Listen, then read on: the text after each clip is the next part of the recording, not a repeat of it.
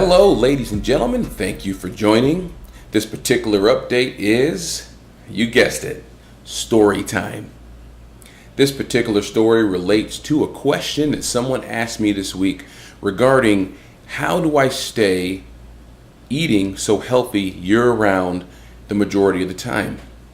Someone in one of my classes had asked me the question, and they said, how do you stay on a healthy diet the majority of the time?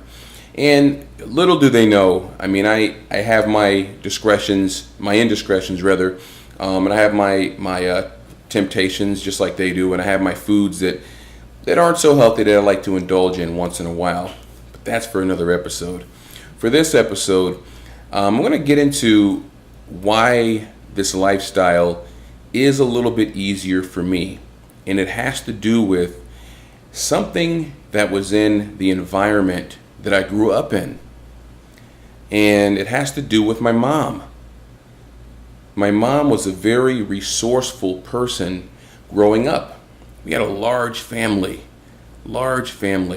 And to feed a large family, you have to get a little creative. So my mom was very much into plants. She was a green thumb. We had plants all over our house. There were the plant hangers with the spider plants in them, and she was always watering plants and everything, and that translated into gardening. So she really got into gardening, and she loved working in a garden. And when we moved to our home in Mystic, Connecticut, the piece of land that the house was on, there was a strip of land right next to the house. And this was prior to the days when everybody had 5, 6, 7 cars and everything. This was back when your parents had a car, and that's all. Those are the only people who had a car. And so you didn't really need these huge driveways. And so we had a little strip of land next to the house, and she wanted a garden there. So my brother Rod was the orchestrator of this whole garden, and he got, back then it was called a rototiller. He got one of those, and that breaks up the ground so you can remove the grass, take all the weeds out, and get your topsoil in there for the garden. And even before the rototiller, we did it with shovels. You just break the ground up with shovels, and you take the grass out of there, and you set up the ground with all your topsoil and fertilizer and everything to get it prepared for your garden. And you have to know when to plant things because there's a season, there's a harvest, and all that stuff. Well, she was very smart, and she knew about all that because, again, when you have a big family, you have to be creative on how to feed a family without buying junk food. And I'm going to sidetrack here just a little bit. What's interesting about this whole story is the fact that most people are disconnected from how to provide for themselves in terms of food, where their food comes from, and just the work that it takes to do that. I think most people would rather just get their food handed to them through a window as they're driving through a drive-through than to plant cucumbers and then go out there and pick them. But anyway, so I had my older brothers, and they do the bulk of the big work, which was getting the ground ready. Because we were smaller then, so we couldn't really handle the machinery and the big tools. So my older brothers, Rod and Drew and Larry, they were the ones who did a lot of the breaking up of the ground and getting the ground ready. My little brother, Eric, and my little sister, Chatka, we were like the field hands. So we were the ones who got in there, picked the weeds out of the garden. Because if you have a garden, there's going to be weeds.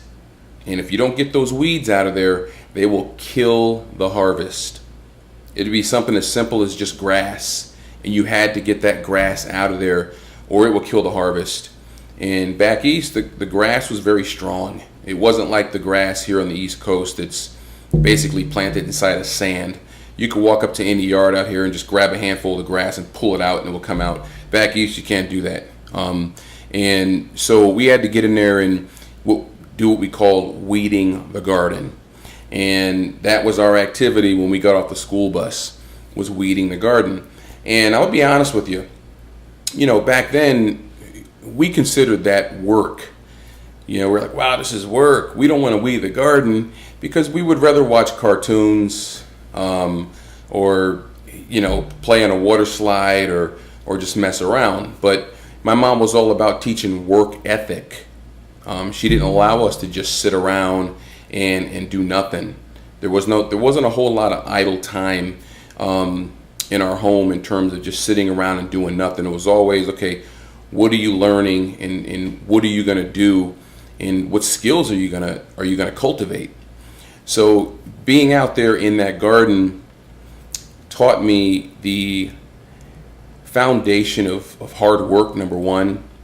Taught me the foundation of reaping and sowing, planting seeds, watering the seeds, fertilizing the seeds, cultivating, weeding the garden, and taking care of that garden. And then months down the road, you'd get the fruits of your labor. Everybody always talks about the fruits of your labor, and that's what it comes from, is working this garden and getting the fruits of your labor.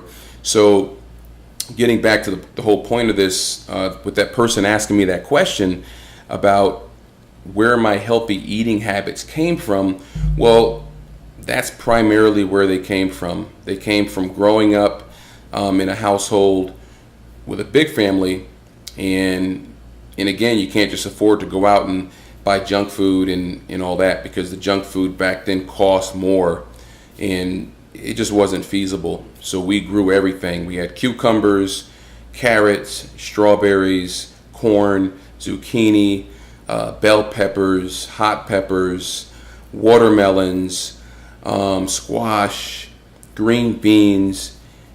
She grew everything.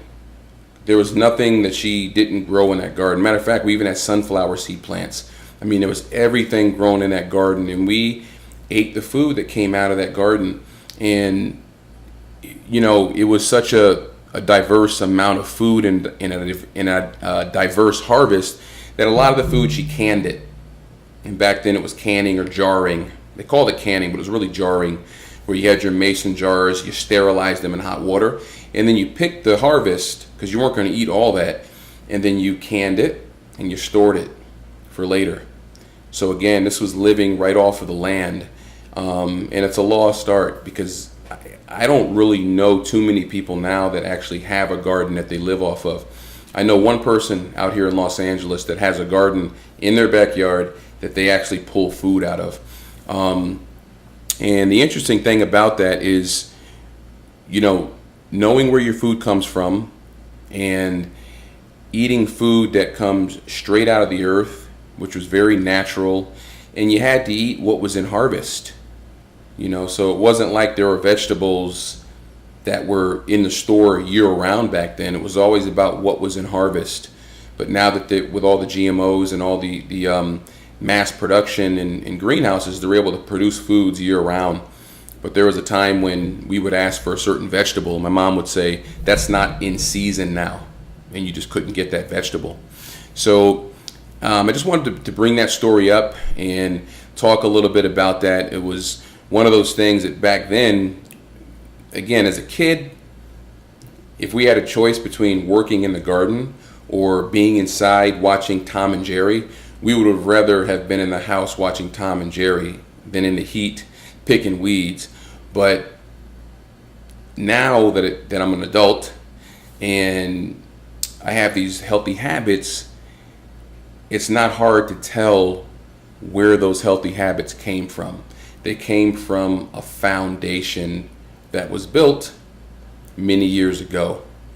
So again, know where your food comes from. Don't be afraid to, if you have land, look into growing some of your own food, even if it's just a raised bed garden or just some small plants, tomatoes or something. It's good to have that relationship with food. And I think that's why it's so easy for me to eat healthier now, because I had a good relationship with food from a very early age. So that's the answer to the question. Growing up with a garden was awesome. Wouldn't change it at all. These hands did a lot of weeding, a lot of picking, and a lot of preparation for food. So any other questions that you'd like me to answer, shoot them to me below in the comments or shoot me a message. Thanks for tuning in. Have a nice day.